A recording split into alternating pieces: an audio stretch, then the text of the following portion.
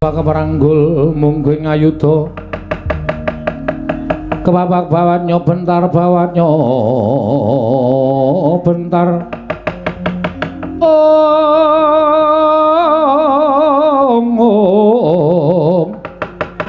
kepapaknya mungguing logo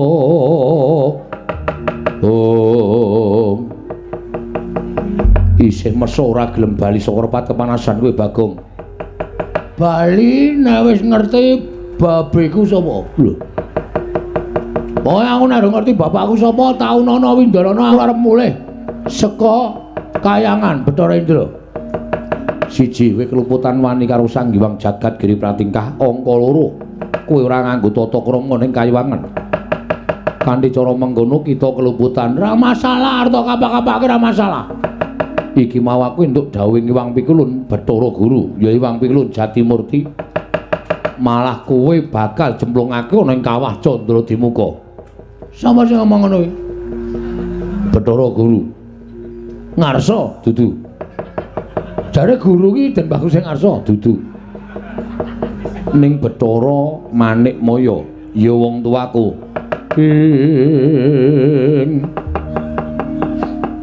Kagiat risang kapirang urin angkul kinempit kempit dosang reknaning bawono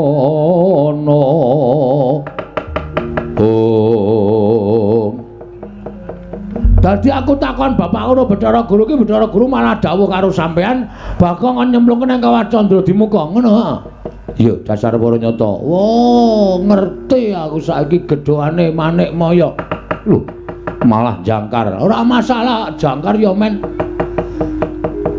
Wong tata lair aku anake Semar. Semar iki sapa? Semar iki kakane Bathara Guru. Dadi aku ngelokke Bathara Guru nang ora nggo Bathara iki ora masalah. Manikmaya Jatimurti Jagat Giri Pratingkah. Ora apa-apa, ora ana sing malati. Terus ngopo? Saiki ngene, Ndra. Lho. Saya jangkar ya semen, saya jangkar ya men. Oh yang nglarake ati ya omong aku. Sing ngatasi aku iki mung kawula, pengen ngerti wong tuaku kok ora do dikandhani mung jare asale saka ayang-ayang apa? Ora ana menungso kok saka ayang-ayang. Model ngendi kuwi? Padake aku iki wong goblok gampang diapusi. Terus karemu piye? Manut. Cah kendel ditantang. Manut tau. Arep piye model piye? Jotosan oke, ora masalah. Aku iki nang donya iki pasar tak usah sik. Aja kok kadewatan. Ora minggat aku tegel karo kowe Bagong. Oke, kula ya tegel karo sampean. Wis ora ana tabete anak Bathara Guru karo anake Ismaya. Anane Mengendra karo Bagong. Neng kene marganing patimu. Neng kene uga kowe bakal ora dadi dewa. Modar siku tangane Bagong. Wah, suaramu piye? Kurang seru. Suaramu kemewat kaya ngregem jimat. Kaya wani dilat Wesi Abang. Wah, lah kowe ora ngerti nek aku do buka sulapan. Nek Wesi Abange tak dilat bendina ndra tak andani. Dadi rasa gumun, pecah siramu. Ayo, ndajal nek pancen kowe wani karo Bagong.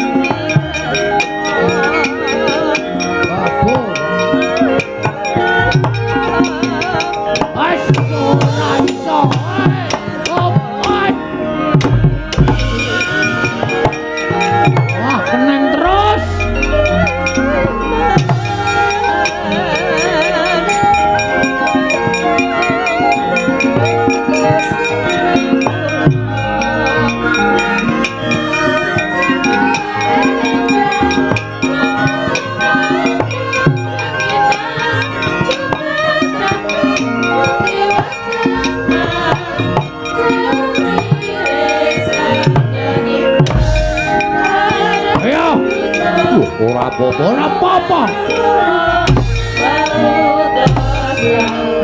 Hai,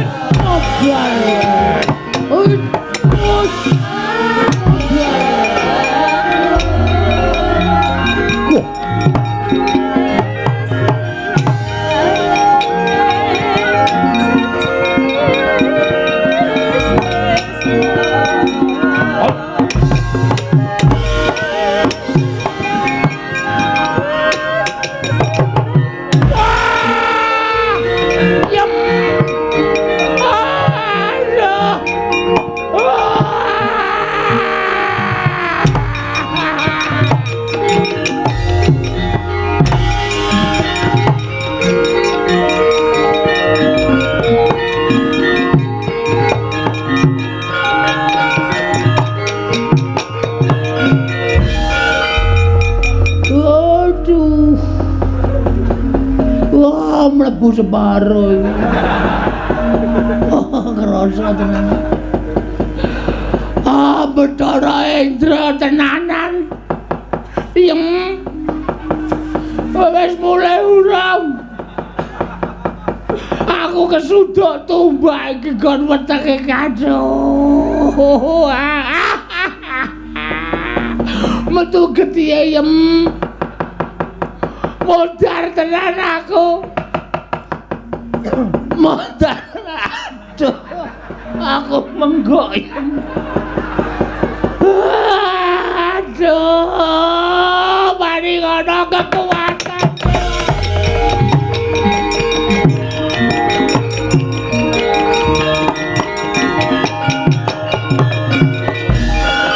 Ucap kacarita nalika semanten kenging pusakanipun Sang Hyang Bathara Indra. Kira Bagong datan saged nglawat nandhang kacintrangkan namung bengok-bengok. Kira Bagong mulat nenggih Sang Hyang Bathara menang.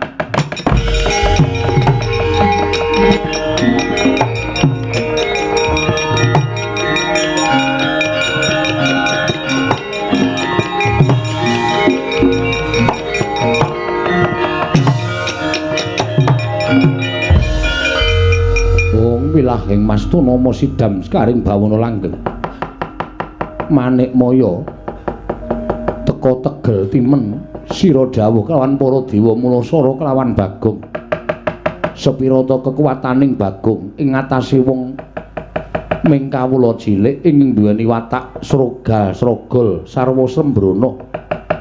Sembrono parikena nanging lha kok malah mentala nyirnakake kelawan Bagong. Panakawan tangiya ulun paringi kekuatan ingkang luwih saka para Jawata. Kita ngamuk ana ing kayiwangan njaluk pituduh kelawan Manikmaya sapa ta bapak kita. Yen ora iso wangsulan, kita ulun menangake ngamuk ana ing kayiwangan. Ngono kawan.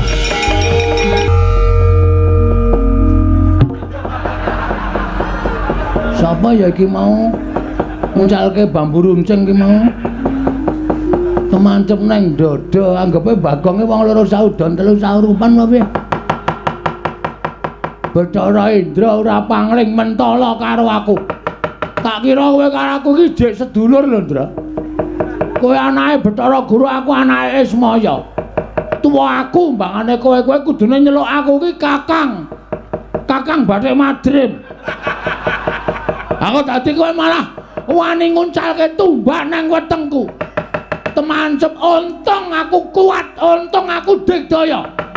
Bathara Indra lara nyaur lara, utang pati nyaur pati legane.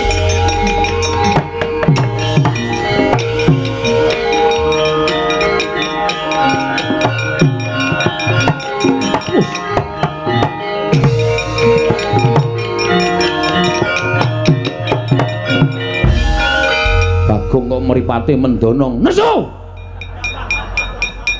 Kowe iki tak anggap adhiku lho, Ndra. Lho, adi saka ngendi? Lho, kowe anake sapa? Bathara Guru. Bathara Guru adine Semar. Berarti kowe iki isih adhiku dhewe. Sepupu. Hah? Sepupu persakempal. Kowe iki omong apa? Kowe nguncalke tumbak to? Ha to? Kena wetengku, kowe mau mati. Sing ngomong sapa? Aku mengetok-etok ben kowe puas. Ning asline ra apa-apa, ndi delok tatune ngono apa? Tatune ngono apa, Gelon? Heh? Tatune ngono apa, Delon? Lho, kok ora ono tatune? Lho, edan. Ora ono. Wah, edan Bagong iki gawa ula. Uduh. Uduh ula iki. Kadal. Kadal jengkulmu. Kowe mentala karo Bagong. Padha karo kowe wis mentala karo pati urip gunggung apa aku ngeman karo Japel. Dra. Ngopo ora dendani? Pengrawite bingung munine nggo endi. Oh, ngene iki dis ngono iki. Nyang. Nek kowe ndok terus piye? Ming muni siji ta mau klothik ngono ta. Wah, ngrusak rombongan kowe, Ndra. Man ketok kompak. Lah wong iso ndok kok ora ento-ento. Ah, trewet kowe.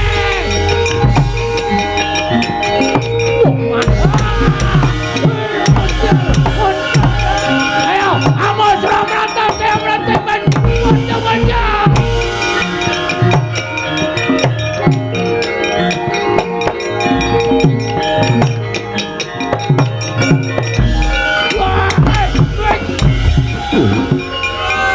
Weh gleleng kok. Edan Bagong iki. Bapak iki. Iki Dendra iki dudu. Bathara Brahma Dewaning Geni. Wah, nyilireke. Dewaning Geni kok nyilih rek ora. Aku kan mau ora gorek Animatra kok kebingungan. Kene? Yo. Wes. Wah, dan tangane iso murup e. Dewaning Geni apa-apa iso murup. Kowe kok ngamuk Bagong. Wis ora urusan. Ngajar karo Kakang Bathara Indra sing marahi karo aku. Aku mung takon bapakku kok dhek diperintahi kon mateni Bagong. Apa aku salah? Apa aku kleru? Lho. Kleru mergo kowe ngamuk ning kayangan. Apa kayangan ki terus entuk diamuk, ha? Nek dewane do salah. Ora pantes dadi dewa. Nggo apa do dadi dewa? Kowe bali yo Bagong mumpung aku durung nesu. Lho, aku wis nesu ket mau e. Kok kowe durung ki piye? Mumpung aku durung nesu yen kowe aku nesu tak mujo geni tak obong awakmu. Weh, arep ngetes weh. Silakan. Silakan, yo. Ora apa-apa, aku mati ora masalah. Aku modal ora masalah. Nek genimu ora temomo ning awake Bagong, aja takon dosa lho, aja dianggep aku ngasorke derajate Bathara Indra. Mati gosong. Ora bakal bisa nglawat. Ayo Gagi. Sambato dikandani ngeyel. Halo. Piye kowe ngomong apa? Ngapae genimu ki ngapae? Lho ora apa-apa disawang. Rambuté ora ana sing kemritik mboko siji kok. Padake gampang kobong. Kowe tegel karo aku Brahma. Geniku tak baleke nang kowe. Mati ya. Ayo.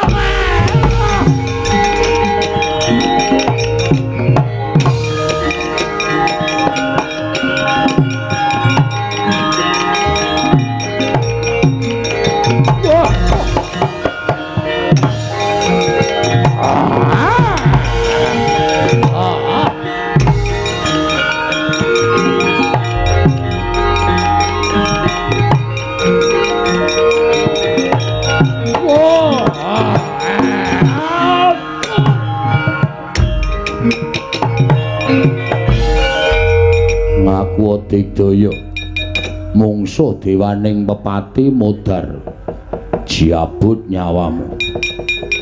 Ayo kowe ora bakal iso nglawat. Tak aturke wang pukulun Bathara Guru cemplungke kawah. Woh la dalah. Ming sak Bagong kok ngobrak-abrik kayangan. Gek duwe kekuatan apa ing atase ming sak Bagong kok ngobrak-obrak. Weh.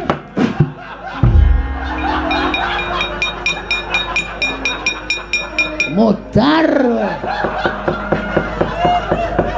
Rumah sana sing iso njabut iki men kowe kok.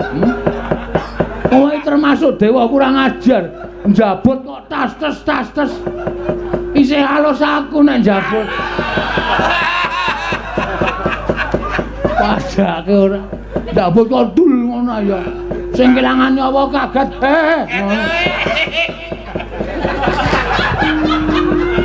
Njabut ki ya trunyu ngono ta. Sing kelangan nyawa ki ikhlas. Njabut kok dul ngono. Ayo iso. Apa kowe? Ora tak baleke nyawamu ya Madipati. Modar wis jabut genti. Dewa sang udit ora ya? Alah, tisu basah minan. Oh, paling menggo raup paling. Dewa gawane ming tisu basah.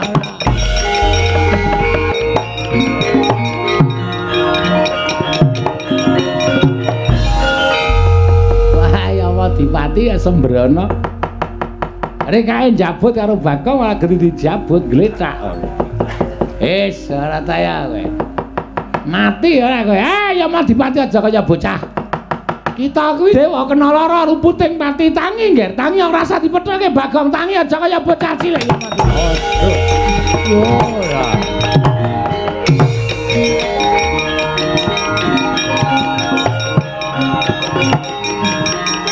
Odes.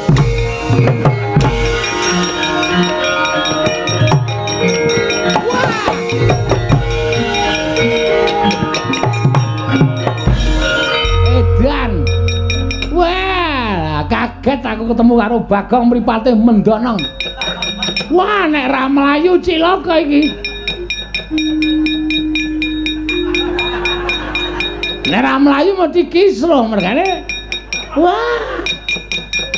Cilaka tenan. Wah, anak Semar nek wis nesu ya gilani. Gugu karepe dhewe. Alah mesake.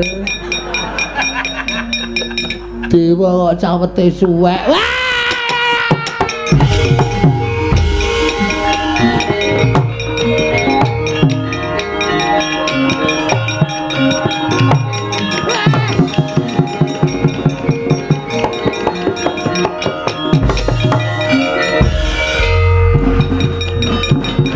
Bagong ulun ngapa, Gek? Ulun ngapa? Sareh. Aku ki ora arep ngapa-ngapa. Tenang. Ayo madhep rene. Trundul ya. Dewa bengi iki jan kocar kacir kabeh. Mungsuh Bagong. Nyo, tak ide. Dewa kok suwek. Mulai tak ngetke saka ngisor kuwi iki kelonthong, Pak.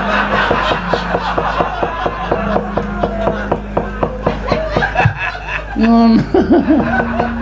Wah, pancen kuwi awake dhewe to.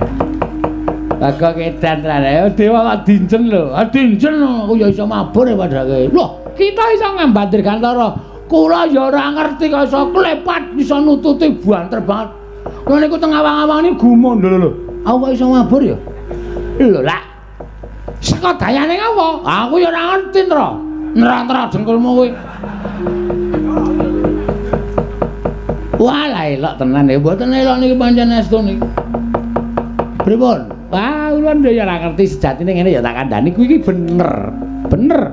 Yen kita kuwi dumadi saka ayang-ayangane Semar Badranaya. Aku mau jawaban kuwi aku enggak mau. Aku enggak mau jawaban kayak gitu. Mau. Lah terus kuwi kita butuh wangsulan sing kepiye? Cecok. Bapakku sapa? Adipati sapa? Nek Ratu Sinuwun sapa? Nek Pendhita Penemban sapa? Ngono ora mung saka ayang-ayang. Enggak, aku enggak mau. Ning nyatane ngono, aku ora percaya. Aja gawe mangkelku to. Hah? Anjabut nyawane kaya omah dipake. Kose. Aja. Jabut nyawamu modar. Mati ak talene ak glundungke. Wah, jan bocah iki. Lah nek aja ngluputi karo panjenengan ulun, aja ngluputi panjenengan ulun. Ulun ki mung kamituwaning kayangan. Ulun ki mung kamituwaning kayangan. Sing ngerti sejatine ya Iwang Pilun Bathara Guru. Guru kon tindak rene. Lho, kita iki titah kowe iki sing rono. Ora sudi kesel. Guru kon rene. Guru ora kowe ora iso ngrawuhke guru tekan kene. Jabut, Iya, Waidan. Waduh. Wah, lagi kedadian apa ya kayangan kok dosase bang. Wis menyang. Wis menyang engko bensinnya tak ganti. Menyang ge wis. Iya tak ngangkat. Tak hitungi 3 kejeping netra Bathara Guru tekan kene. Tak goleki rada copot sepatune tak tutuki sinamu kowe. Waduh, sepatu dewa karo ngono dhek sirahe dewa iki piye iki? Wis gawe menyang. Iya tak utake.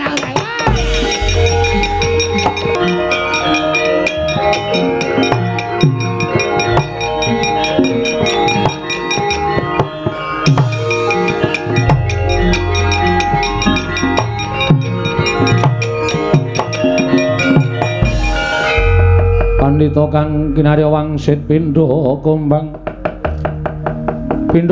ngajaping tawang susuh angin ngendi nggone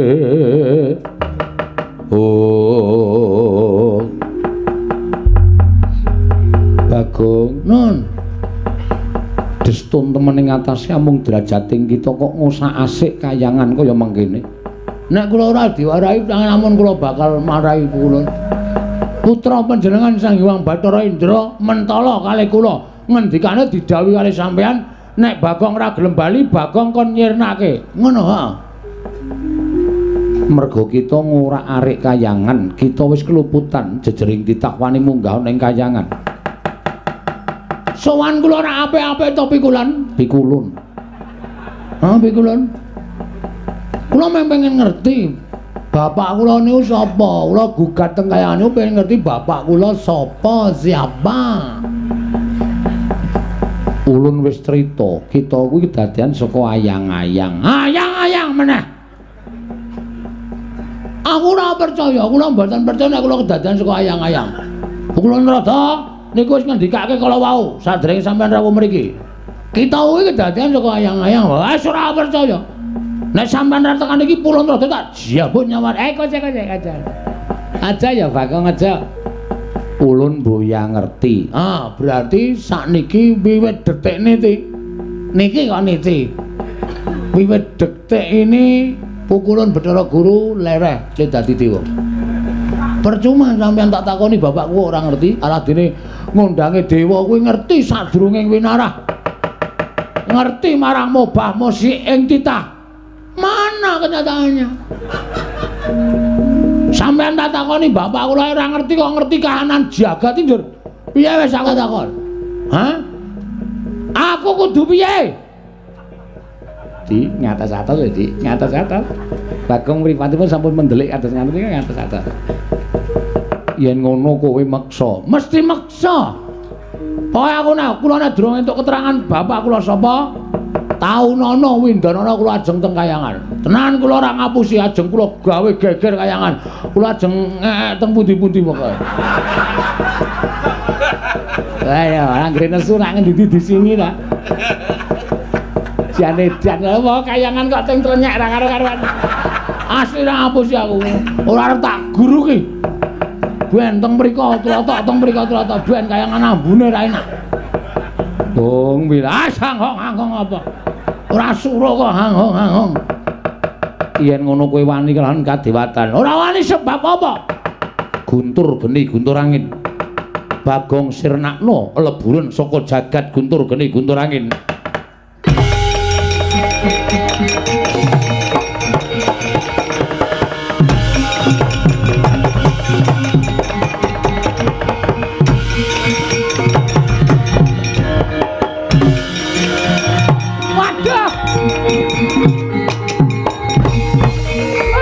Napa ora edan niku?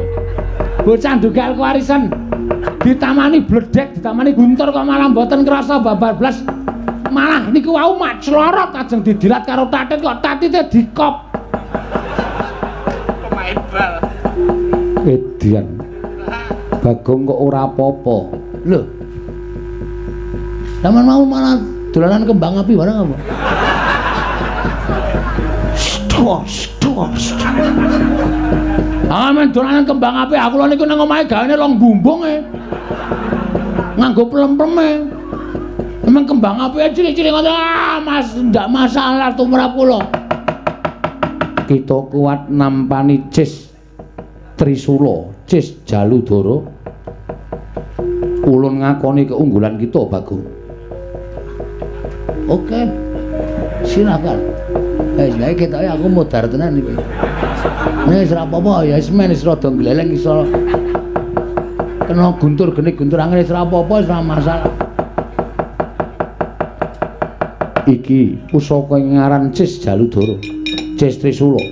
Ulun tamakke badan kita mesti lebur tumpur tanpa dadi. Pon mang tamakke men lebur bangane dadak nyaring. Pun nggih pun mati dening ulun. Pun mang tamakke gawe.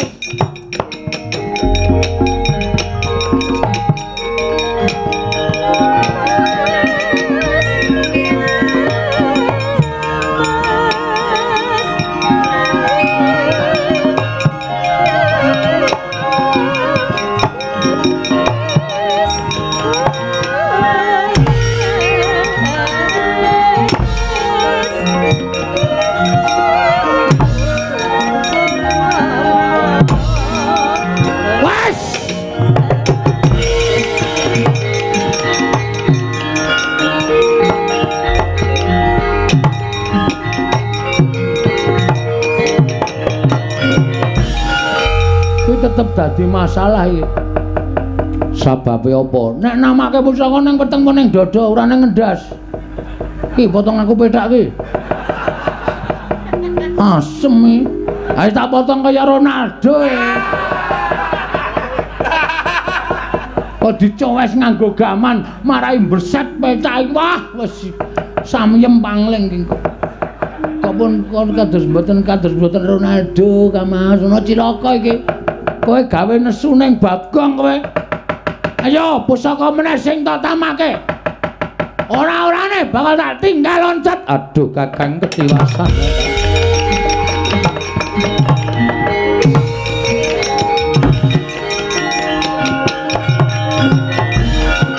Edan kecekel neh aku. Alah, sabar. Duduk manis. Aduh. Cilaka adik guru tindak kaya ora omong-omong. Aku kaget arep menggok kaya disaut Bagong. Ketangkap yang kedua kali. Jenuh jerah apa tidak? Wis ketangkap pindho kaya mesti ora jerah kowe. Ora jerah kowe. Marat kowe ya.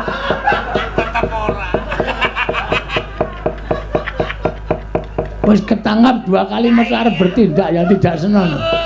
Kok takut ada gawe dredeg aku. Aku kira melu-melu. Sing nibake Guntur Geni Guntur Angin mau adik guru, sing nibake Cis Jaludara mau ya adik guru. Aku ngerti ta, kita ngerti ta ulun mung teko nang mburi. Ora melu apa-apa ketok sikep kuwi. Iki terus aku kudu piye pukul Ntrada? Aku harus bagaimana? Kita arep takon bapak kita marang sapa meneh wong Bathara Guru ya ora ngerti. Kudune guru ngerti. Guru ki sing gawe rapot kok ora ngerti. Ulun ki jane seneng ngomong karo kita. Ning kita ki nek jak omonganmu di blender dono, blender dene. Ora dicekel liya. Ah mesti blender dono, blender dene. Nek dicekel ora bakal blender. Ngono kuwi. Ngono gemantung karo sing dijak omong. Belum nyekeli apa ora? Aduh piye? Hah? Ulun mboya ngerti. Mbok obat ngono. Omong karo watuk ora ngombe obat ora. Wah, ya wis ben ya. Terus piye kula kudu piye? Ulun ya mboya ngerti, ulun ki ora ngerti tenan Bagong mboya to bedah dodo ulun mboya ngerti. Wah, wis kudu nandi meneh. Pukulun Bathara Guru mabur kaya ngono. Lah kowe arep nututi piye? Lha kok sik kita ora ya iso mabur to? Kaya mau kita ki nututi ulun mabur. Woi, jandeng lali aku.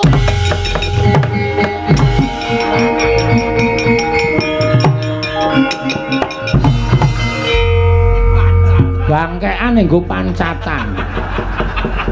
Trembelane tenan. Dumek Ntrada ki rada wungkuk terus bangkane nggo pancatan. Wah, bocah kok kaya ngono. Kakang suwar kaya ora ngilik-ilik. Wah. Aku wis monggo ditimun sekecaken ning nyun pamun lho di ngatos-atos di. Kedah prayitna ing pangandikan. Menawi boten prayitna mangke Bagong malah saya ngombro-ombro pangartine.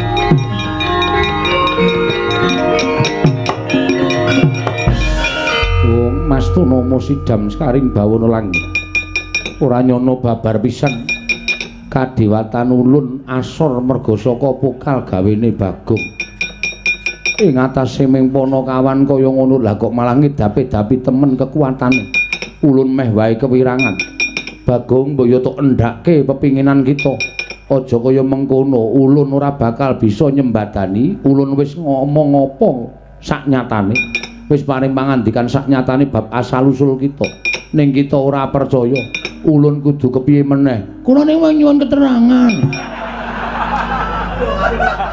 bapak kula sapa niku mawon tok ora macem-macem edan Bagong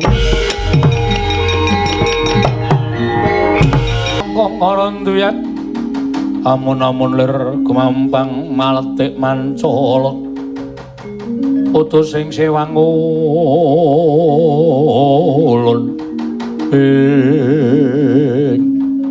ora pangling kaya Samba Wisnu Brata apa dene Stija. Nggih paman kula ingkang sowan.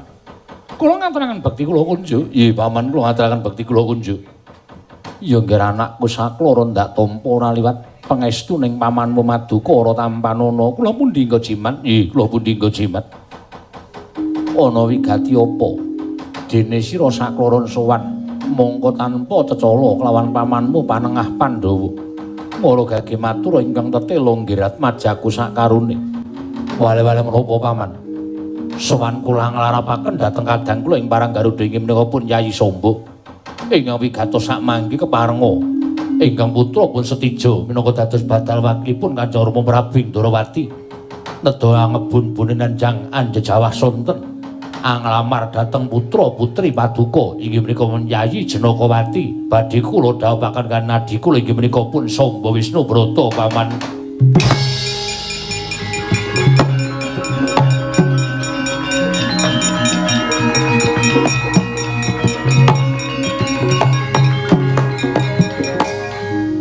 Dadak kowe matur. Aku wis ngerti yen to bingung rasamu jlampruk. Yen pancen perkara iki ora iso nengahi, aku sing nengahi. Kula semanggaken Kakang Mas Jodipati. Setija, iya wonten dawuh. Anane pamanmu Jodipati mapan ana ing kasadyan Madukara. Sayekti bakal njodohake adimu lanang Antasena kalawan Jenakawati. Nanging gandeng kowe uga sowan lan kepengin ngrabekake Samba karo Jenakawati. Yen pancen gandeng saiki mantene lanang eneng loro, aja nganti dadi dardah padha kadang. Aku bakal nggawa bali Antasena. Yen pancen Samba iso ngasorake kridane Antasena, semono uga Samba gawanen bali yen adimu Samba kalah karo Antasena anakku.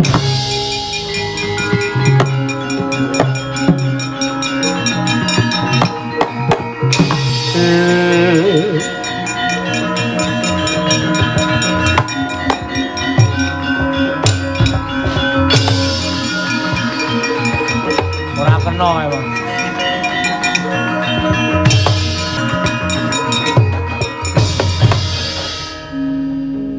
Kang jane ora ndeniat aku wani karo Kakang Samba.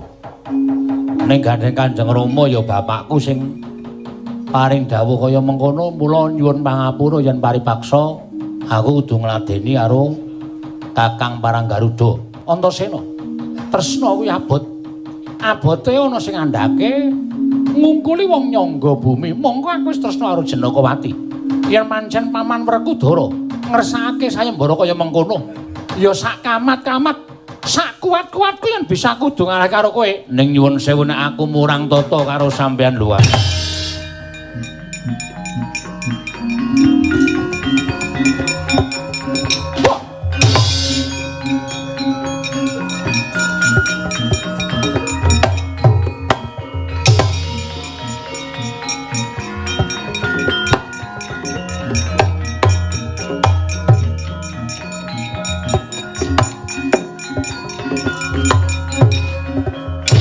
Mati, wah.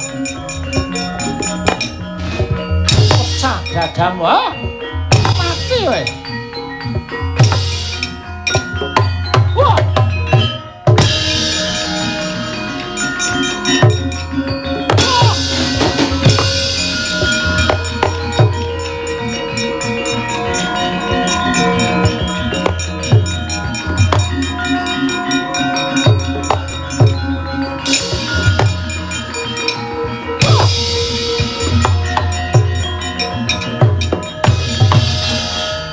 Yayi Samba piye? Diketaka kados menapa menawi kula katandhing kaliyan pun Dimas Antasena. Ngibaratipun timun mungsuh duren. Kula mboten bare saged menang. Lah kepiye? Saiki mengkari tok tanting. Kepiye rasamu lawan Jenakawati? Yen nyatane mbok labuhi kanthi kaya mengkono, kowe ora iso ngalahke Antasena, tegese kowe ora bakal mengko lawan Jenakawati Yayi Samba. Nggih. kados pundi malih? Nek ngaten inggih sampun kula mboten dawuh mboten napa-napa nadyan sakit manah kula Kakang Mas.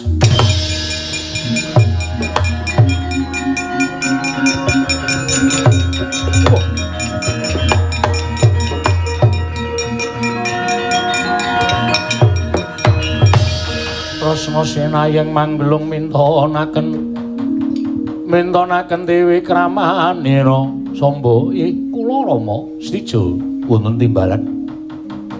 Ya senadyan sira saklono ora matur kelawan Rama Mindrawati nanging aku wis krungu lawan lelakon iki. Kula nyuwun pangapunten. Dene kula mboten nyuni dipailah kaliyan Paduka Kanjeng Rama Prabu wis-wis ora apa-apa. Wong nyatane apa kang tok kandhakake yen tresna kuwi pancen uruping jiwa ingkang suci mau kepara nyata. Aku dhewe nglakoni. Nganti ndak rewangi mbrobos pager, mbabah tembok sing wigati mung kepengin entuk ketemu karo geganti laning atiku biyen jaman semono. Lah terus nggih Paman Jodipati ngamontenaken sayembara perang. Kula mengsah Dimas Antasena kula kawon. Lah kowe kok mungsuh Antasena wis ora bakal bisa imbang, ora bakal bisa satraju. Piye? Nanging raos kula sakit. Sirmu piye coba matura? Niat kula inggih kepengin boyong Jenaka mati. Cecundhuka Sekar Wijaya Mulya yen lumrah Antasena ora menang karo kowe Samba.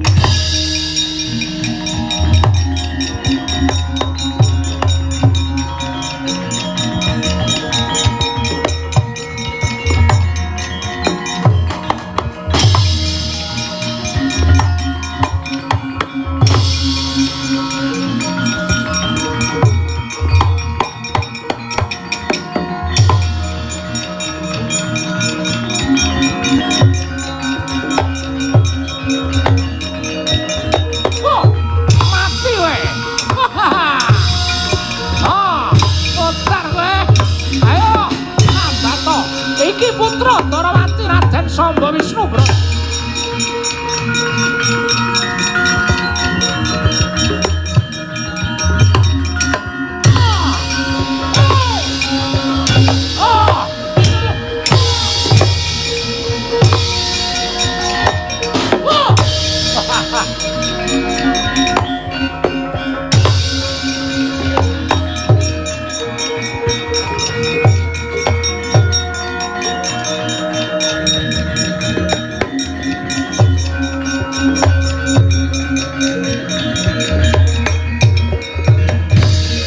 Aneh ben ajaib. Piye? Aneh ben ajaib. Aneh nggo napa? Ndara Antasena niku gagah piteksa. Ndara Samba niku nuwun sewu piyaine bengkring. Piyaine cilik ora duwe kekuatan. Nek ditandingke sayembara perang cetha menang Ndara Antasena. Pertama memang sesuai dengan rencana. Iya. Sesuai dengan kredibilitas. Apa kuwi jenenge? Sesuai dengan napa sing mangkarepke niku lho. Iya. Ndara Samba kalah. Ning begitu mundur Ndara Samba maju ana kalaning jagat garing para dewa. Ning kalaning jagat piye? Ndara Antasena diajar karo Ndara Samba Wisnu Brata. Wah, kuwi ngomong tenanan apa ming cangkeman. Anakku Antasena kalah karo Samba iki lakon apa? Nek omong aja ngawur. Wah. Aku ndek anak Antasena kalah karo Samba tekan kene tak deplok ndase. Petro.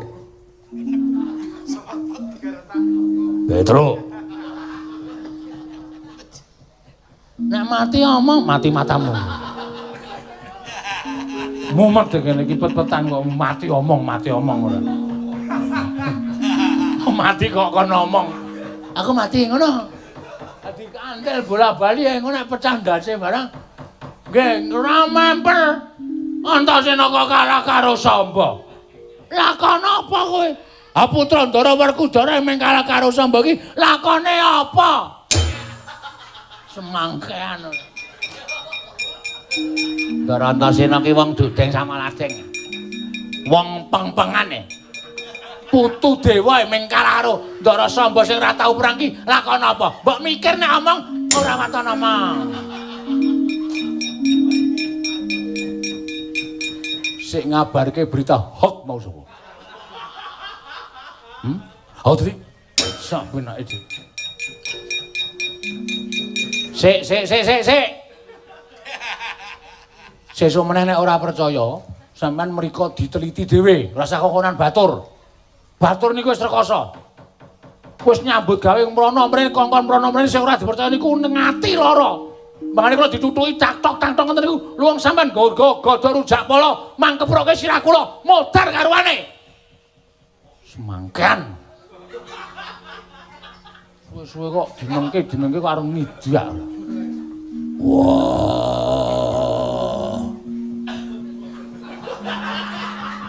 Tangane melu-melu ya ben.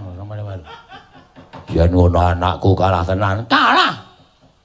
Wah ngodo mung ngayal ora. Jlambrong Janaka kon tekan kene. Kapan? Saiki.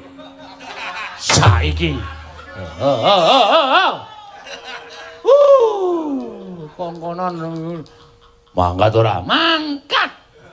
Aku ki mangkat. Mangkat kok nesu terus. Awedi. Kudune nesu ora mangkat. Mangkat aku. Wedi. Wonten dawuh Kakang Samba menang karo Antasena. Sebab apa aku ora nrimake mesti eneng sing kewangi nggone padha nglakoni sayembara perang Janaka.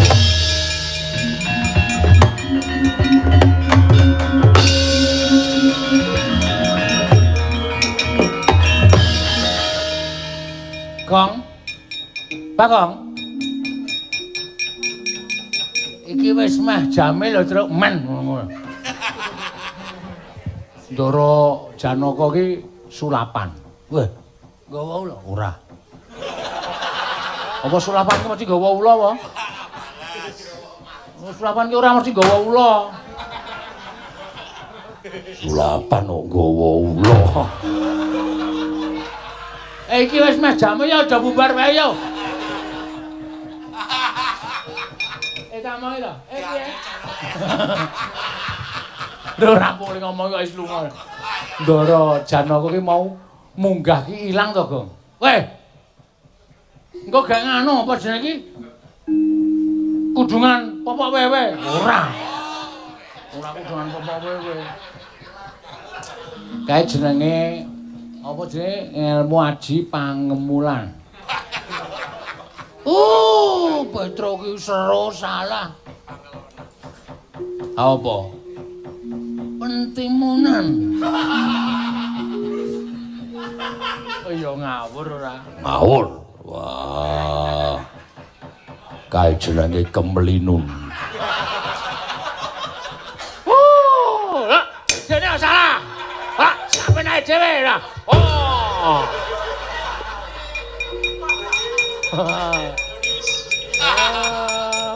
Ora kena. Wah, wis, kek menyang riko nek wis ora ning kono terus.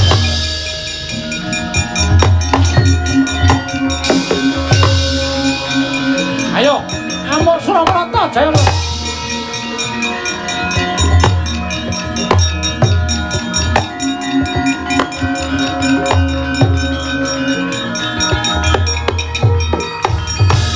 Tanggap Sang Arjuna matekaji panglemunan sumerep Raden Samba cecunduk Sekar Wijaya Kesuma sigra den pendhet dening Sang Arjuna.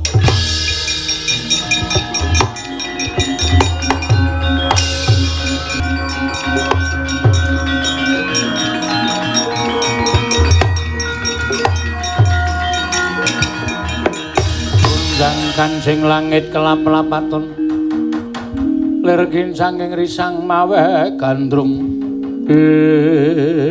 Aduh, Yai Antasena aku kapok, aku kalah. Lah kok ngedapi-dapi temen kekuatane Kakang Samba. Ora tau nate perang, lah kok musuh aku kok iso ngalahke iki aku nganti tuwuh tandha pitakon. Saiki piye? Ayo kapok apa ora? Wah. Sombo wis kalah. Antasena, Cono anakku. Cono kakangmu, Cono wis to. Mesake kaya ngono aja tok idak bangkekane ora iso obah kaya ngono. Pun tidak mawon bangkane. Uman ora. Aku dadi Drasomba kaya iso ngarake Dracana ora mungkin kaya ngono kuwi. Nggih ta? Wah. Petro menengo wae. Iki ben diurus dhisik. Lah nggih. Wes saiki piye? Aku Cono, Antasena diculke, mesake. Yo tak culke, Pakde.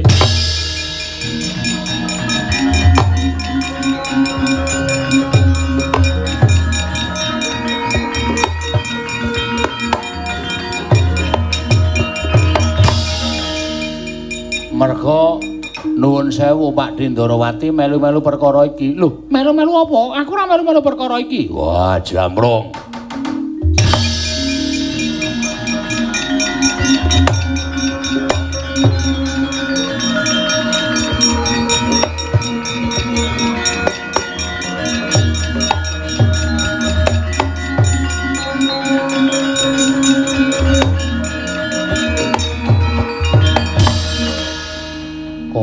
Kula nyuwun pamunten kula mendhet sekar menika.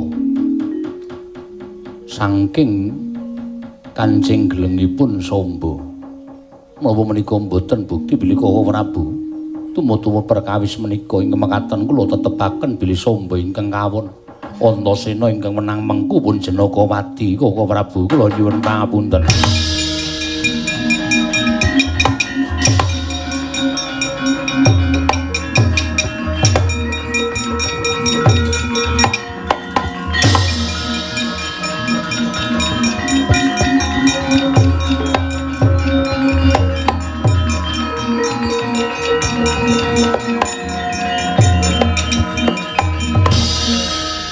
Samba iki wonten dawuh dikapak-kapakno pancen siji pesthi loro jodho telu tibaning wahyu kuwi Gusti sing asta inggih sesuk mangsa kala yen butuh dhaup karo wanita ngendi wae matura kaliyan pun Rama tak ewangi ora usah wedi karo wong tuamu inggih kowe kudu ngalah karo Antasena iya wis taken dawuh Rama nyuwun pamit wonten ing kasajan Paranggaruda.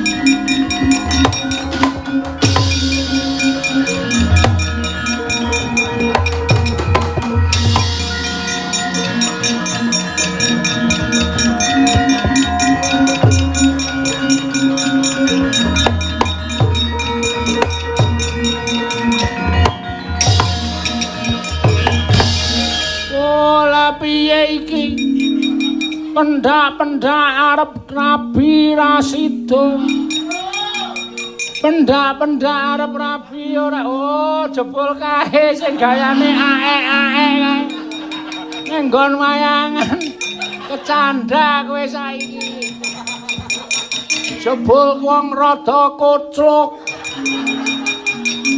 Kulone SMKI. Tukang becak edan. Yo. Wah. Kok iya piye? Bali yo ora bakal bali kowe sing bali. Aduh.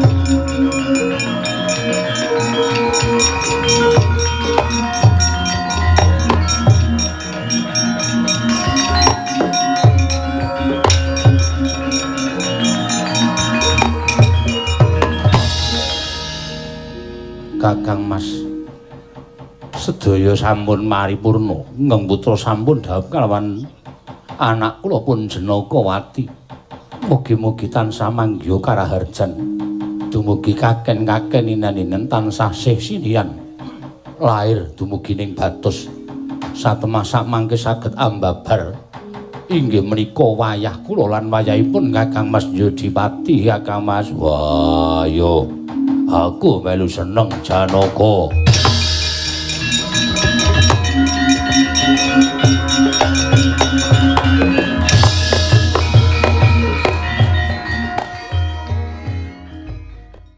Nun ngapunten sinuwun. Prakuta tiba. Nggih. Ngapa tiba? Lah wong panjenengan yo dawuh kenen mejahi Petro kula Budidaya maju wonten ing pabaratan. Petro gelut kalih kula. Kowe pate kok nganti kalah karo Panakawan? Oh, mboten perkara pate kalih Panakawan, pancen perkara Petro niku ya ampuh tenan. Nyatane kula antem mboten dirasake bareng kula dibuales buyer sirah kula. Mundur. Nggih. Nyuwun ngapunten, nyuwun ngapunten, nyuwun ngapunten. Ngedian. Pate kok pekok. Mungsuh Petro kok kalah. Panakawan. Saya kira Maranata Mandura Prabu Baladewa. Petro kowe ngias-ngiani dadane Nata Mandura Prabu Baladewa ora minggat saka negara Ngamarta. Greten nenggala jeblok ketemu.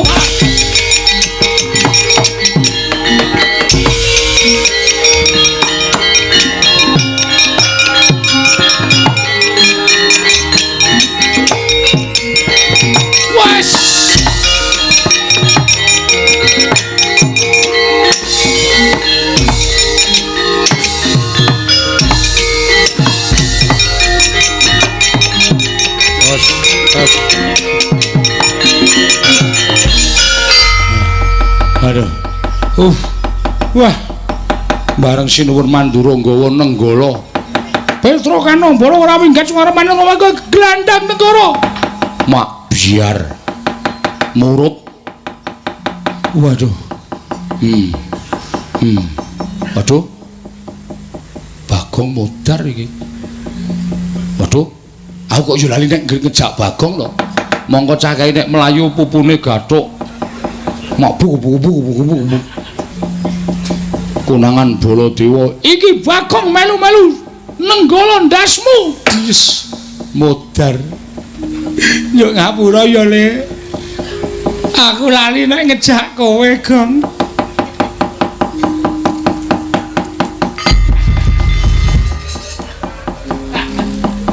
Kok iso tekan kene, Gong? Ngojek. Wo. Kowe keterlaluan Atra. Dumeh mlayu banter terus aku ora tok. Blas ora tok karoke untung ana ojek langsung tak cengklak. Mas tututi wong sing dhuwur kae, Mas. Aku dilalake aku nyengklak ra ngematke montore. Oh, ya mah 75. Meng suarane tok sing banter mlakune 20. Nganti diselip Baladewa. Oh to. Wah, wis kacau aku terus. Akhire ya tekan kene. Ayo mulai yo nek ra mulai mati tenan awake dhewe. Kok nek mati duripke Darantasena, wis ora usah mikir Darantasena. Darantasena iki ya iso lho ngapusi. Tak wangi truk mlebu bumi terus dheke bali terus nang omah guyu.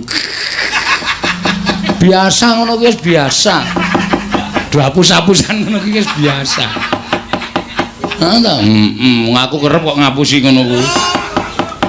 Kira-kira kancane dipaeka kreneng ngono karo mudiar kowe ngono. Wis biasa, mula aku ya semelang rondo Antasena kok nek dhek bersifat seperti itu ra ade cilaka. Heeh ya. Ayo mulai wae. Ane nek mulai engko bapak nesu. Ngene wae. Kowe apa aku sing methoke Baladewa? Oke. Niat sisan, Truk. Niat sisan. Diundi. Yo. Sut padha. Sut padha. Sut. Apa ya? Ping sut kok jempole lebokke driji iki cara ngendi? Nesep ora tak lebokke. Nesep dengkulmu ora. Menang aku berarti menang kowe. Ora iso dienggo menang nek kaya ngene.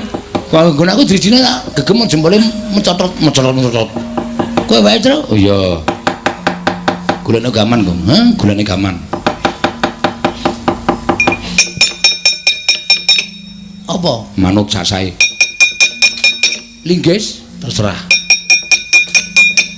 Sing dawa sing ndak manut. Anane sing dawa itu dawa ya gelem. Rada niyeng ora masalah. Wah, akhirnya anane sing cendak. Ya sing cendak ya ora apa-apa. Lagi nggo nyumbat kambil, nggo dinteni. Golek liyane ya? Ya. Bendo? Ya, bendo. Pengot? Bendo pengot lem. Omong kae ora. Ki apa? Hasilke bakul degan. Ha ya ora apa-apa. Muni mungkin ora mung dikondurke Mas. Nggih, aku. Balekke lho, Tru. Heeh. Iki soalé engko nek tok sile terus gayane tok ilangke ning jane tok del. Ora mungkin perang kok ngedol bendo iki cara ngendi. Kowe iki cah limpat e. Cah prigel e. Wis tak gawane kok mungsuh Prabadewa. Heeh. Tak tekati aku ming cekelan omonganmu mau kok mati nglabuhi bapak ki mati utama mlebu swarga. Ha to, Gong? Ya mbah. Kok tak totok ndasmu lho kowe. Kene iki mantem-mantem kono ya mbah. Aku ya mek ngrungokke nek dong pengajian kae. Oh, berarti bener. Heeh. Ya wis ya. Sik iki titip dompetku sik. Ya. Kake sapa bojoku? Omongno bojoku nek aku 3 dina ora bali kok nyelameti tekan 1000. Berarti aku mati. Truk kowe iki tak kon waras ya, Truk. Lah witekno maju perang ki anane ming mati karo mukti kok. Monggo sing mungsuhku ampuh. Wis ben mati ra apa-apa. Engko piye bojomu ora anak-anakmu? Lah kowe iki like iki ngopo? Nek aku ora ana kowe dadi like padha karo kowe dadi wong tuane anak-anakku. Anak-anakku openono. Malah abot uripku. Openono. Ning aku ora bakal gumantung karo kowe, Gong. Nek misale anakku telu kae engko wis do gedhe anu jenenge iki lulus sekolah kabeh. Sigarno Tegal ki dulu omah kae. Entuk tanduri jagung kae. Dol ora apa-apa ora gat anak-anak. Oh iya. Nek perlu kendaraanku rada papat kae. Dolen. Kae tak hitung ping 3 ya rodane, Truk. Papat yo. 3. Sing siji serep. Ora tak pasang. Oh iya, Nding. Sak payu-payune ya, pokoke ora gat anakku. Ya. Pokoke nek aku mati anakku tak titipe kowe. Heeh, aku like kok. Ya. Supaya anakmu ora rewel mbok bojomu sisan. Soale ngombangane rewel ngono ta. Ngono nek ana bojomu ora iso ngeneng-ngenengi karepe anakmu piye. Lambe atine anakmu piye ki nek bojomu ngerti. Terus bojomu gawe nang omahku wae. Anakmu yo tak gawe nang omahmu. Omahmu tak dol arep nggo sapa? Oh yo yo, heeh. Anggo nek bojomu nesu ora wong karo mbakyune kok. Oh. Santai wae to? Iya. Aku yo arep tumindak piye-piye. Yo paling mung patutan. Tak tutuk ndasmu modar kok paling mung patutan. Wis gak maju ngono to? Ya. Nganggo benda iki kowe bali sing banter mlayu ya, Gong. Heeh. Wadul karo Bapak Prabu Baladewa tak tandangane. Ngati-ati to. Ayo, Amos Ramrata. Iki Petro Gantung Bolong legane.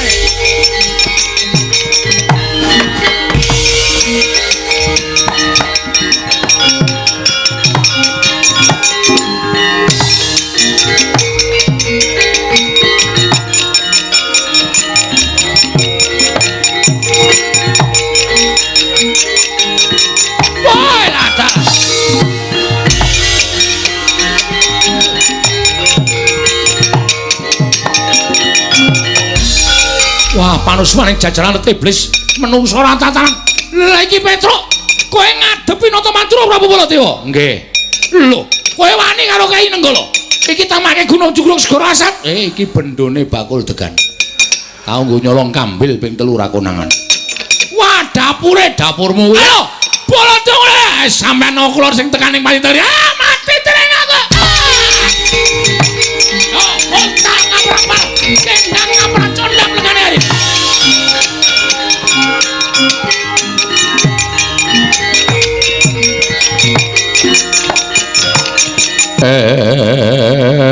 Ngasta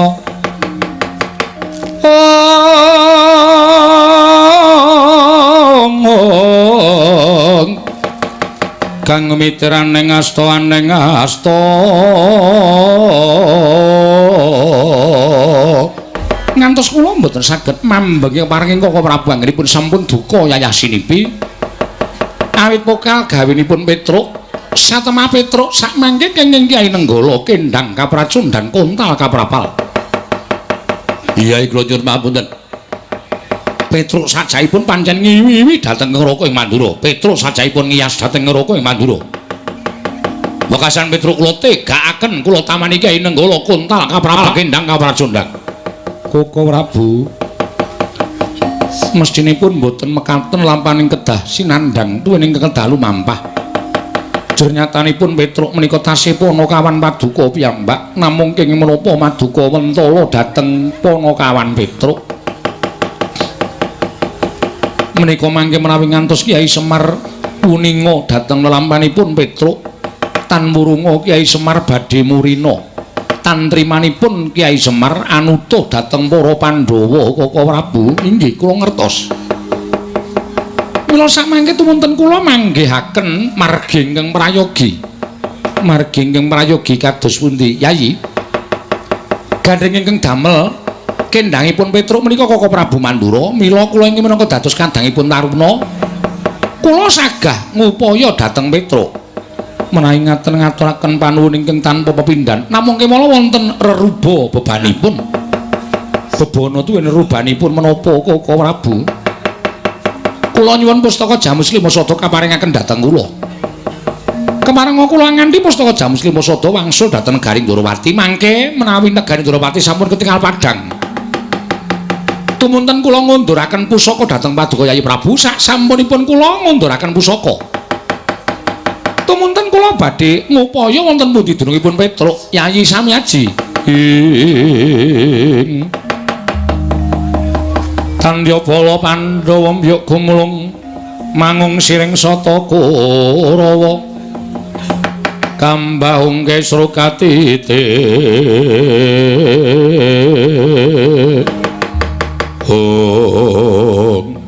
Koko Prabu menapa ing Paduka dawuhaken menika menapa kepara saestu Yayi mboten wonten jamak limahipun kula wantun matur ujar lelamisen.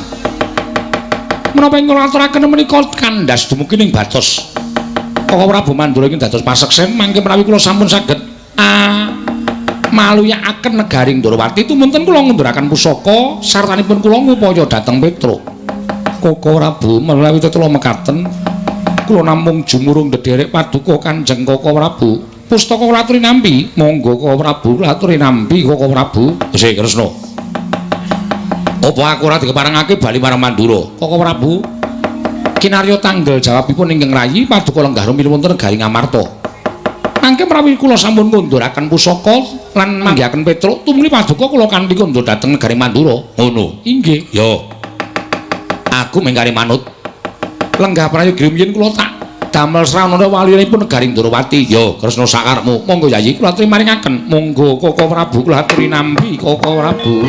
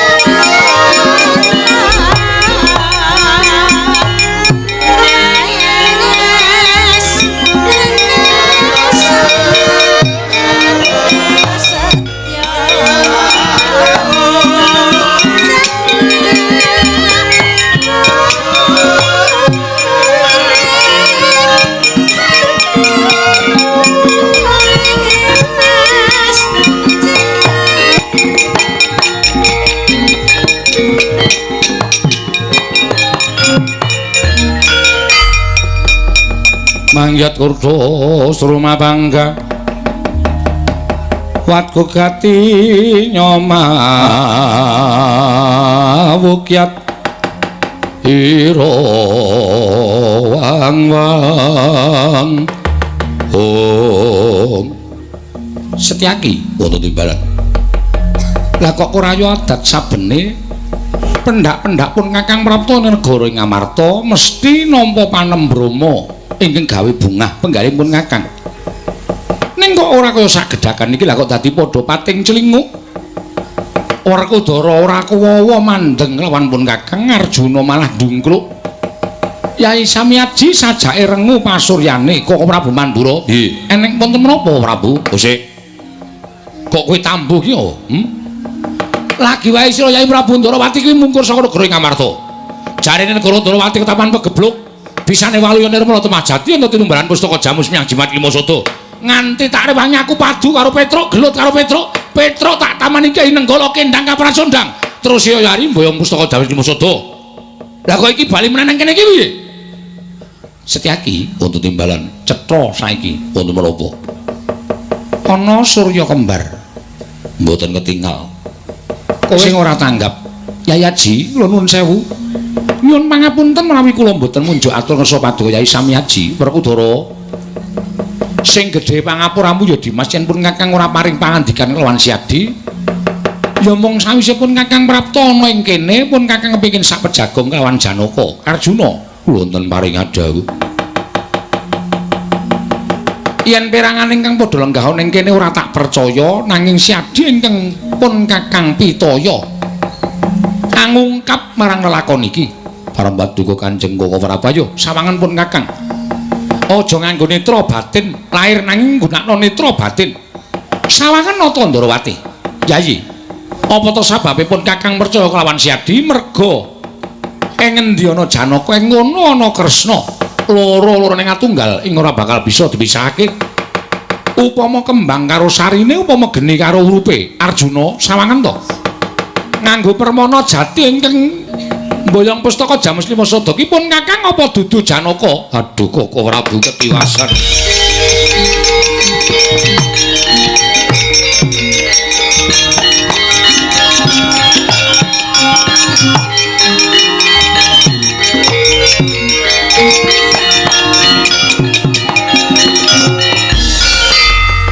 boten kinten babar pisan bilih negari Ngamarta kedatengan mengsah ingkang membo Koko Prabu telik Mangindrajala ingkang dusta pustaka Jamus Miang Jimat Kelima Soto Koko Prabu kula nyuwun pengayoman Werkudara nggih dudu saping pun Kakang nyaturi adimu panengah ing Madukara Si Janaka ingkang ngandhakake ingkang mboyong pustaka Jamus Lima Soto kuwi dudu pun Kakang Koko Prabu Mandura nggih ingkang mboyong pustaka Jamus Lima Soto sanes ing ngrayi ora wah la iki mau sapa mongko persis banget karo Yai Prabu Ndarawati sak solah bawane wae ora beda nganti pun Kakang percaya nderekake marang menungsa mau Prabu negara Ngamarta kaya aja gawe-gawe Kresna mboten Koko Prabu nyatanipun ngados mekaten Yayaji kula nyuwun pangapunten paduka sampun salah anggenipun maringaken pustaka Jamus Lima Soto dhateng panjalmaning mengsah ingkang membo ingkang Raka Ndarawati Yai Samyaji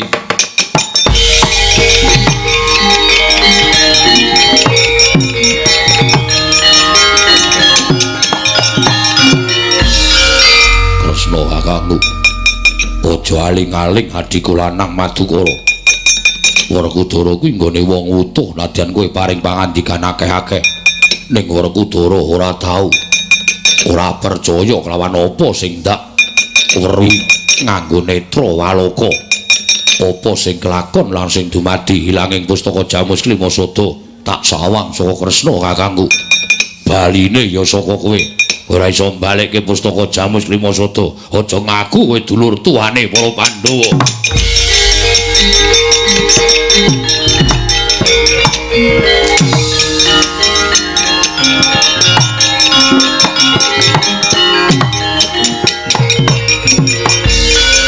tak pikir-pikir Werkudara ki bener nadyan wong mloho apa anane wong wutuh kaya Werkudara nanging ucape sarwa bener tak sawang cetha aku lenggah ning mburimu sing nampa pustaka Jamus Lima Soto kuwi Kresna nek kowe muni ora dasarmu apa mung perkara Janaka ngandhake yen kowe ora mboyong pustaka Jamus Lima Soto kowe iso mbalekke pusaka apa ora ora iso mbalekke pusaka kowe mirang-mirangke nata Mandura Prabu Baladewa aku ora sudi ngaku kadang taruna karo kowe Kresna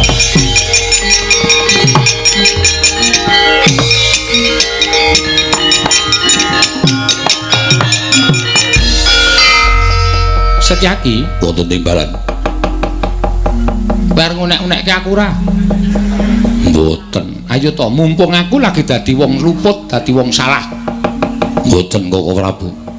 Koko Prabu kula nyuwun pangapunten Arjuna kula wonten timbalan.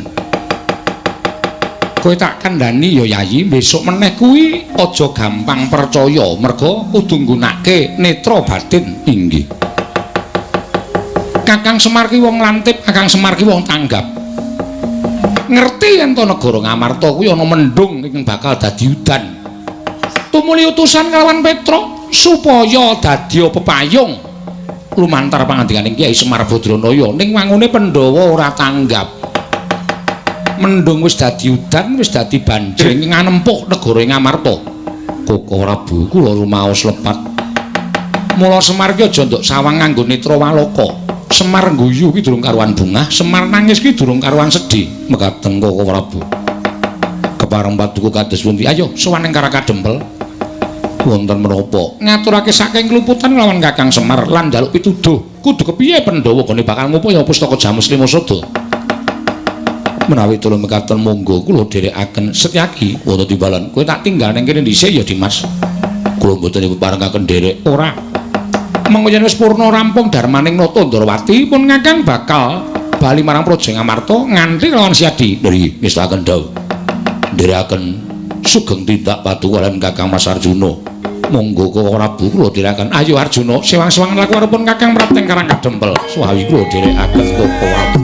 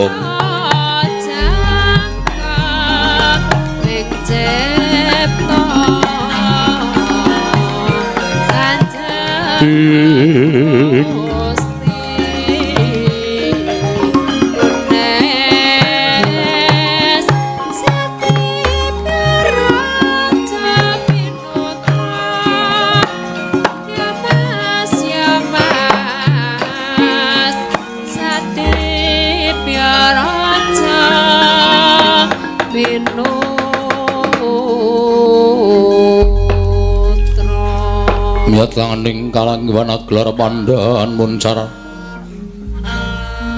Tikinon lir kekonang surem sorotetan badang Jagat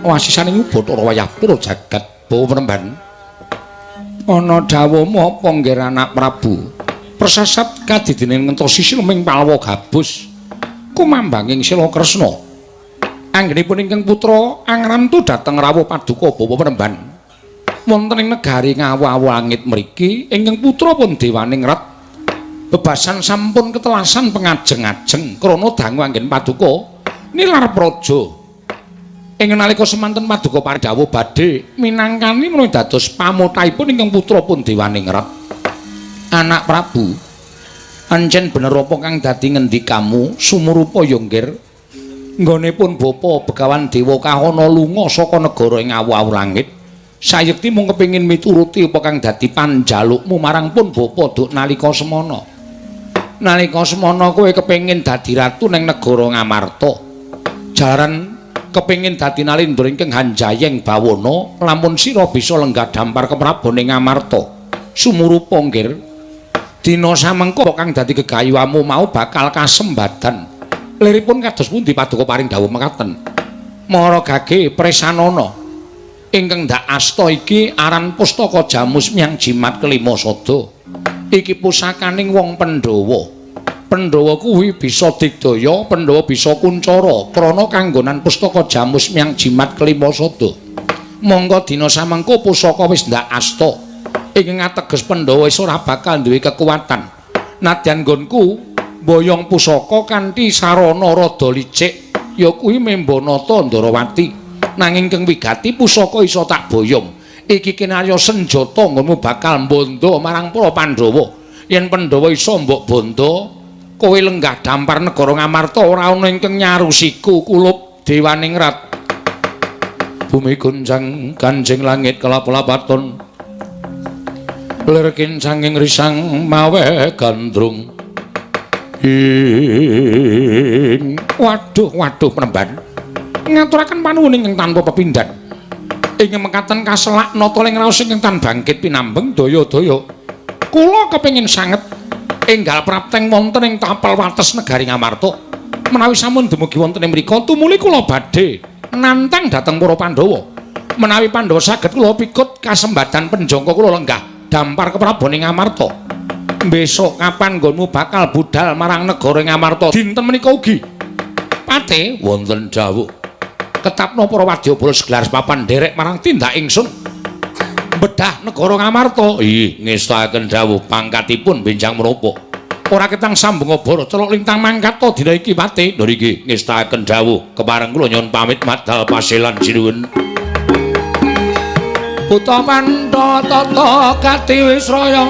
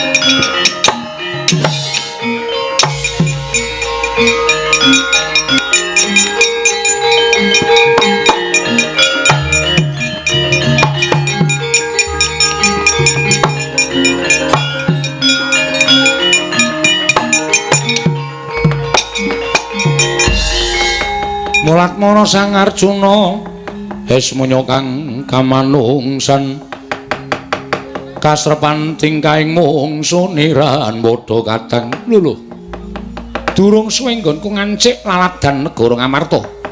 Lah kok dadi iki eneng satriya bagus tanpa cacat. Baguse jamak. Monggo aku ning negaraku ki rumangsaku kaya wis bagus dhewe. Lah kok dadi iki kalah bagus karo satriya sapa Raden? Takon marang aku Raden Janaka. Raden Janaka. Balik kowe sapa? Nalindra ngawau langit Prabu Dewaningrat. Nelonjong botol tindakmu. Nggo wadyabala gelar papan arep menyang endi? Malah kepasang yuk katuju ing ngenu. Dene praptaku ning tanah Jawa durung temu karo pawangan siji wae kejaba mung Raden Janaka. Raden, aku bakal tumuju marang negara Ngamarta. Wigatine tanana kejaba mung aku bakal mbedah negara Ngamarta. Merga wong Pandhawa ora ana ingkang wis bisa bakal nglawat yen to aku gelem mbedah negara Ngamarta sebab pusakaning para Pandhawa kang aran Pustaka Jamus Limasada wis diasta dening Bapa Begawan Dewa Kahana wong tuaku Raden Janaka.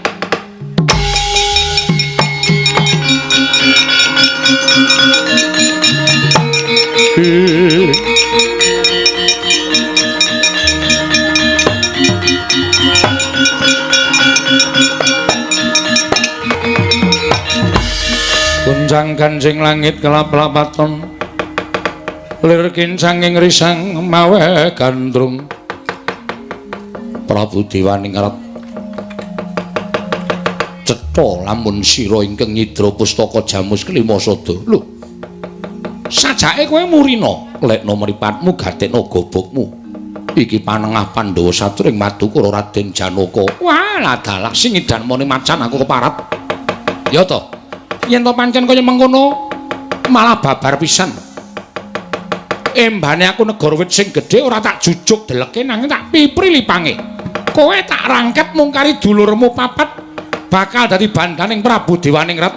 Malah kepara kowe bali mingkari jeneng. Para dicoba Raden Janaka.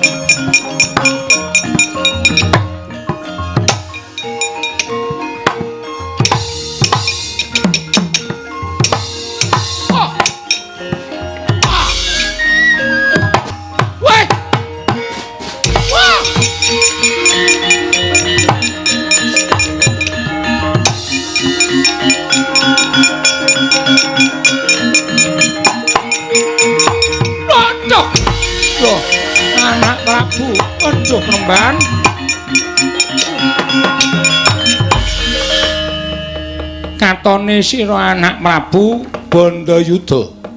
Kula sampun pinanggih kaliyan panengahing Pandhawa nami Raden Janaka. Nanging menapa inggih pangendika paduka menika wonten kasunyatanipun ketitik Raden Janaka sampun koncaten Pustaka Jamus Limasada wadene tasih digdaya. Kula kawon menemban mingira tandangane Raden Janaka karepe dhewe.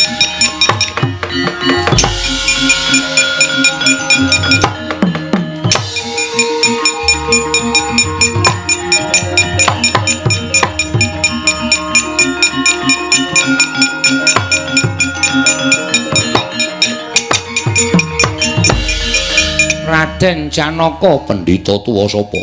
Begawan Dewa Kahana. Aku wong tuane Dewaningrat. Yen ngono kuwi ingkang nyidra Pustaka Jamus Klimasada. Ora mbok balik tak nggo gatheng siramu damu dadi kandha kowe. Ayo, ayo.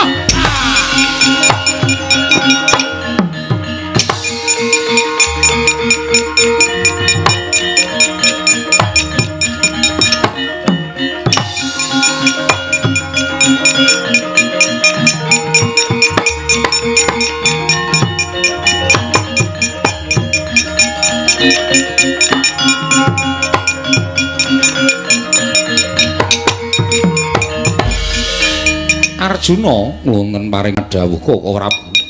Ya gene Yai. Kula sampun saged manggihaken Pustaka Jamus Klimasada. Lho. Yen ngono si Adi wis entuk pusaka. Namung kemawon pusaka cinidra dening satunggiling pandhita saka ngendi? Saking negari ngawu-awu langit naminipun Dewa Kahana. Kok ora mbok rebut? Kula sampun budidaya parandene kawon Kaka Prabu. Lho, kowe kalah? Inggih kawon. Ora pati ndugamana pendhitane kaya ngapa Janaka?